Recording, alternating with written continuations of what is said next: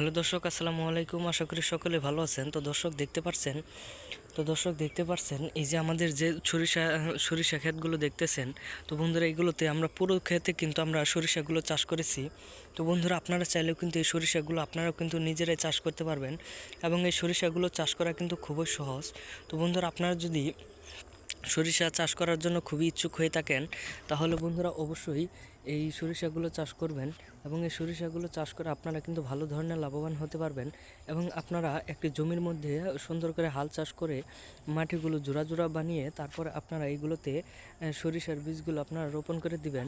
তারপরে আপনারা সরিষার বীজগুলো রোপণ করার পরে আপনারা সেইগুলো ছিটিয়ে রোপণ করার পরে আপনারা কিছু সার প্রয়োগ করে নেবেন। তারপরে দেখতে পারবেন এই সরিষা গাছগুলো খুব একটা বড় হয়ে গেছে। তো বন্ধুরা, এই যে দেখতে পাচ্ছেন আমাদের পুরো জমিতে কিন্তু আমরা এই সরিষাগুলো চাষ করেছি এবং এই সরিষাগুলো চাষ করার জন্য আমাদের কিন্তু খুব একটা টাকা খরচ হয়নি। আমরা অল্প টাকায় কিন্তু এই সরিষাগুলো চাষ করেছি।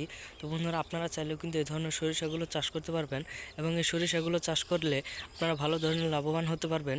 এগুলো চাষ করা খুবই সহজ। তো বন্ধুরা, আপনারা অবশ্যই এই সরিষাগুলো চাষ করবেন। তারপরে আপনারা এইগুলো মেশিনের মাধ্যমে ভাঙানোর পরে আপনারা এই থেকে অনেকগুলো তেল পাবেন।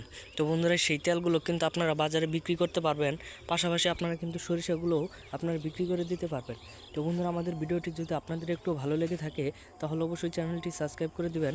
ধন্যবাদ সকলকে। সকলে ভালো থাকবেন, সুস্থ থাকবেন। আসসালামু আলাইকুম।